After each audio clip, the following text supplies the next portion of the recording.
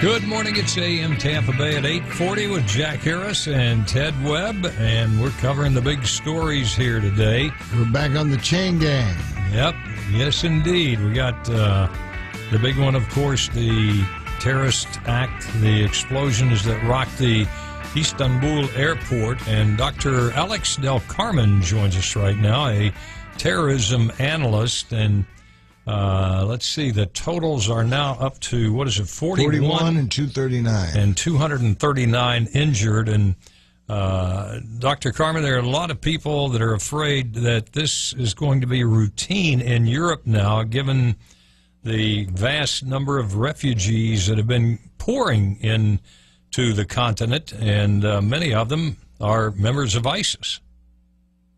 Yeah, so I think it's going to happen actually all throughout the world. It's not only part of Europe, Europe's reality. I mean, I think anytime you have people that are ill intent and they have the right, equipment to be able to inflict harm on U.S. soil or throughout the world, they will go ahead and do that. So I don't think this is the exception. I think this is going to be the new normal.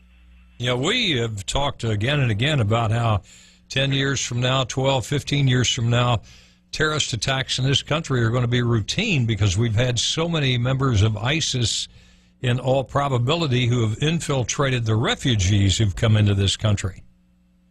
I think we have seen the infiltration of twisted minds in this country historically, even before refugees began to come to the United States, which dates back to the origins of the U.S. I think that we would make a grave mistake if we just kind of pinpoint at a certain group of people or certain individuals to be the culprits behind this. I think anyone in the U.S. and anyone in Europe, Africa, and other parts of the world that has been convinced by ISIS that their ideology is righteous, I think that those are the individuals that we need to be concerned about. And what I'm concerned about specifically is that anyone in the United States with ill intent is going to begin to follow this very twisted mindset of the terrorists. Doctor, how do you, based on your experience, how do you combat this? How do we fight this?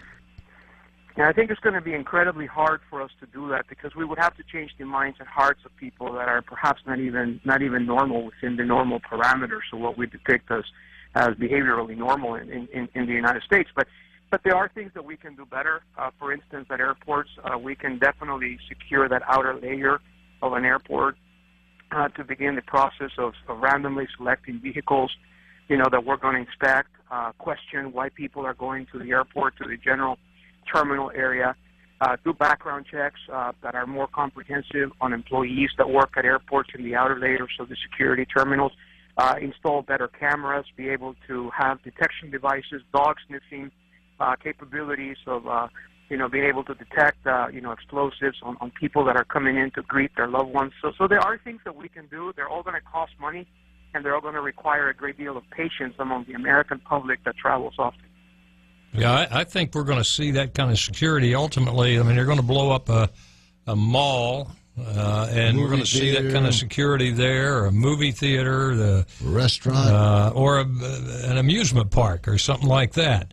And Right, and I think that you're exactly right. And I think once we figure out how to protect our airports, they're going to go find places that we haven't figured out how to protect them, such as the malls, such as the street corner, a supermarket in Middletown, America, somewhere. I mean, I think that's exactly right.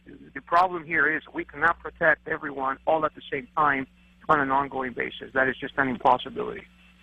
Yeah, this again was an ISIS attack, and of course it was a Muslim guy who committed the heinous act in Orlando as well.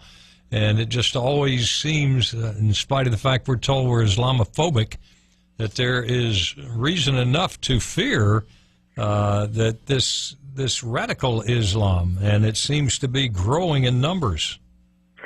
Now, radical Islam is a reality, throughout the world. There's no question. But at the same time, what's also important to recognize is that there are also other elements of ISIS that are going to be penetrating, if they haven't yet, our United States as well. And so what concerns me is that this could literally be anyone of any age, any gender, any ethnicity, any kind of background that basically finds ISIS ideology to be attractive to be a way of life that can infiltrate and penetrate our United States. That's what concerns me. It's not that it belongs to a specific group, although it is clear that there are certain elements that seem to be similar from one attack to the next.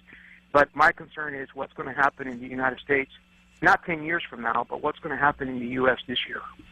Yeah, and what would be ideal is if you could get a very effective and quick polygraph test, and whenever refugees came into this country, ask them a couple of simple questions about ISIS, and if they give the wrong answers, say, "Whoops, sorry, door's closed, get the hell out."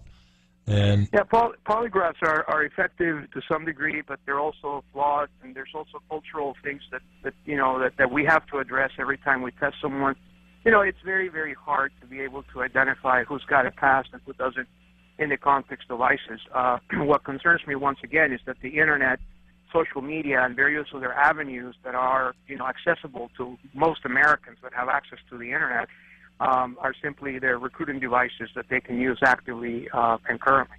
Oh yeah, they're using social media in a big way to encourage people to. Well, we had right before what happened in Orlando, we were hearing about how ISIS was encouraging lone wolves in this country to engage in acts of terror, and of course it happened in Orlando. But Dr. Alex Del Carmen, thank you for joining us this morning on AM Tampa Bay. Thank you for having me.